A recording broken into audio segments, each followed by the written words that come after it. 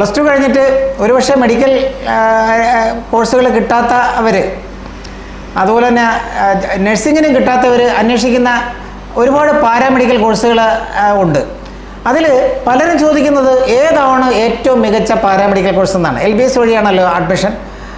നമുക്ക് ഒരുപാട് കാൻഡിഡേറ്റ്സ് ഉണ്ട്. അതിൻ്റെ ഇൻഡെക്സ് മാർക്ക് നല്ല ടോപ്പ് ലെവലിലുണ്ടെങ്കിൽ നഴ്സിംഗ് പോലും കിട്ടുള്ളൂ. നഴ്സിംഗ് അങ്ങ് മാറ്റി നിർത്തി കഴിഞ്ഞാൽ ഒരു കിടിലം പാരാമെഡിക്കൽ കോഴ്സ് കഴിഞ്ഞ വർഷം 2024 നമ്മുടെ ആരോഗ്യ സർവകലാശാല ആരംഭിച്ചിട്ടുണ്ട്. 2024 കഴിഞ്ഞ വർഷമാണ് ഈ കോഴ്സ് തുടങ്ങിയത്. പലർക്കും ഈ കോഴ്സിൻ്റെ പ്രാധാന്യം അധികം അറിഞ്ഞുകൂടായിരുന്നു. 2 മെഡിക്കൽ കോളേജിൽ മാത്രം, ഉത്തര കേരളത്തിലെ 2 മെഡിക്കൽ കോളേജിൽ മാത്രമാണ് LBSൻ്റെ ലിസ്റ്റിൽ കാണിച്ചിരിക്കുന്നത്. അത് KMCT മെഡിക്കൽ കോളേജും മലബാർ മെഡിക്കൽ കോളേജുമാണ്. ഇതിലെല്ലാം കൂടെ ഒരു 50 സീറ്റ് ഓളം മാത്രമാണ് 2 മെഡിക്കൽ കോളേജിലും കൂടെയുള്ള സീറ്റുള്ളത്. ആ കോഴ്സിനെ കുറിച്ചാണ് ഇന്ന് സംസാരിക്കുന്നത്.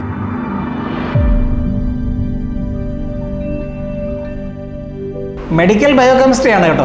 വെറും കെമിസ്ട്രിയോ ബയോകെമിസ്ട്രിയോ അല്ല. മെഡിക്കൽ ബയോകെമിസ്ട്രിയിൽ എന്തൊക്കെയാണ് പ്രധാനപ്പെട്ട ജോലികൾ ഒരുപാടുണ്ട്. പുതിയ ജോലികൾ ഉണ്ടാകുന്നുണ്ട്.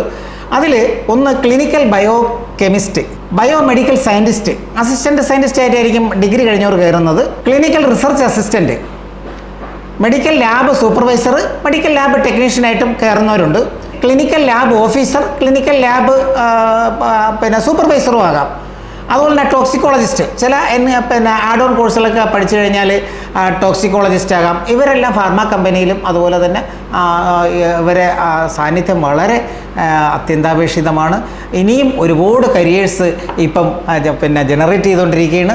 പലർക്കും ഇപ്പോഴും ലാബ് ടെക്നോളജി ഭയങ്കര സാധ്യത ഉണ്ടെന്ന് കരുതുന്നവരുണ്ട്.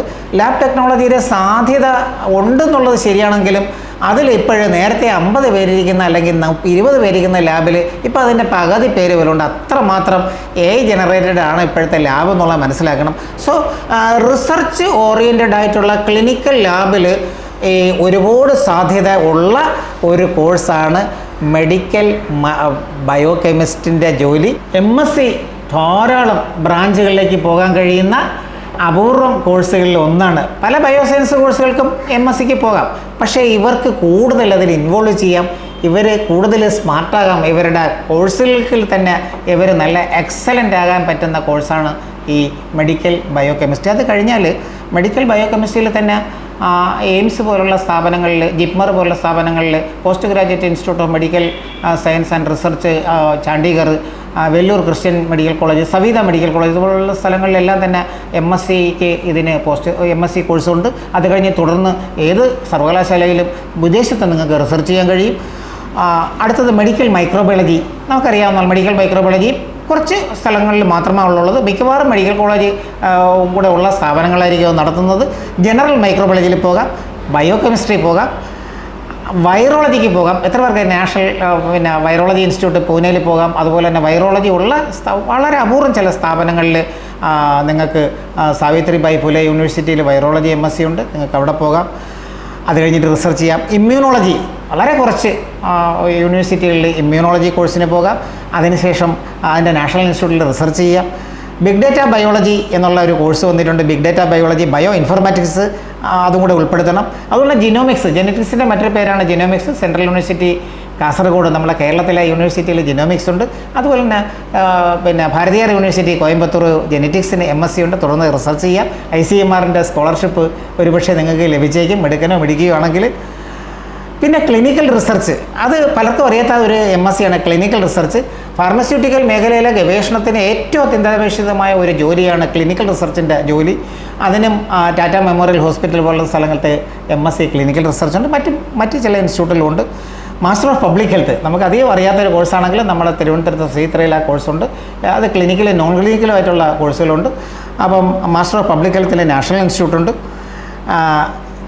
Rajeev Gandhi centre for biotechnology, അവിടെ ബയോടെക്നോളജിയുടെ സ്ട്രീമിൽ തന്നെ 3 സ്പെഷ്യാലിറ്റി ഉണ്ട്. അത് disease biology MSc cell biology, MSc system DNA profiling. ഇതിനെല്ലാം കൂടെ വളരെ ലിമിറ്റഡ് സീറ്റുകളേ ഉള്ളൂ. തീർച്ചയായിട്ടും ഒരു എൻട്രൻസ് നാഷണൽ ലെവലിൽ എൻട്രൻസ് എഴുതി കഴിഞ്ഞാൽ നിങ്ങൾക്ക് അതിൽ തിളങ്ങാൻ കഴിയും. ഇനി ഇതുമാത്രമല്ല, നമ്മുടെ എയിംസിൽ 2-3 പ്രധാനപ്പെട്ട ഒരുപാട് കോഴ്സുകളുണ്ട്.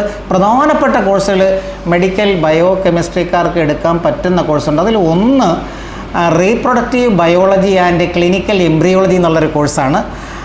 അത് ഡൽഹി എയിംസിലുണ്ട്, വേറെ ചില സെൻറ്റേഴ്സിലുണ്ട്, മണിപ്പാൽ അക്കാഡമി പോലത്തെ സ്ഥലങ്ങളിലും ആ കോഴ്സുണ്ട്.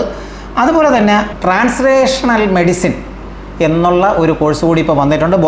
ഭോപ്പാൽ എയിംസിലാണ് ആദ്യമായിട്ട് വന്നത്.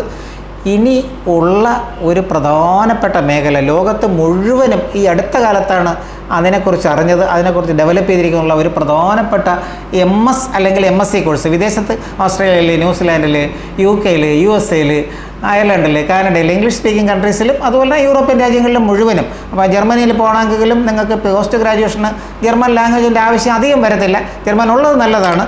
പക്ഷേ നേരത്തെ പറഞ്ഞ പോലെയുള്ള കോമൺവെൽത്ത് രാജ്യങ്ങളിൽ, പ്രധാനപ്പെട്ട കോമൺവെൽത്ത് രാജ്യങ്ങളിലെല്ലാം തന്നെ ഒരു പുതിയ കോഴ്സ് തുടങ്ങിയിട്ടുണ്ട്. അത് മാസ്റ്റേഴ്സ് ഇൻ ലബോറട്ടറി മെഡിസിൻ.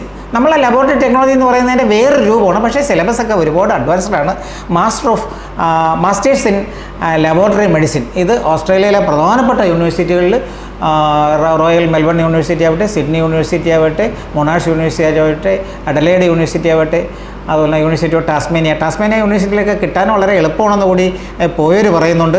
കാരണം അവിടെ ചെന്ന് കഴിഞ്ഞാൽ ടാസ്മേനിയ അധികം പേര് തിരഞ്ഞെടുക്കത്തില്ല. അവിടെ നിന്ന് മെയിൻലാൻഡിലോട്ട് നിങ്ങൾക്ക് ജോബ് വിസ കിട്ടും. ന്യൂസിലാൻഡിലുണ്ട്, USA പ്രധാനപ്പെട്ട യൂണിവേഴ്സിറ്റിയിലെല്ലാം തന്നെ ഇതുപോലത്തെ കോഴ്സുകളുണ്ട്. അപ്പം UK ധാരാളം കോഴ്സുകളുണ്ട്. നിങ്ങൾക്ക് താല്പര്യം ഉണ്ടെങ്കിൽ പോകാം. ദീപഗോപി പ്രസൻസിൻ്റെ ഈ വീഡിയോ കണ്ടവർക്ക് ഇത് ഗുണപ്പെട്ടു എന്നാണ് ഞങ്ങൾ കരുതുന്നത്. തീർച്ചയായിട്ടും ഗുണപ്പെട്ടെങ്കിൽ നിങ്ങളുടെ സുഹൃത്തുക്കൾക്ക്, നിങ്ങളുടെ സർക്കിളിൽ ഇത് ഷെയർ ചെയ്യുക. കരിയർ മാസ്റ്റർ നിങ്ങളെ ഉറപ്പായിട്ട് സഹായിക്കും. Thank you.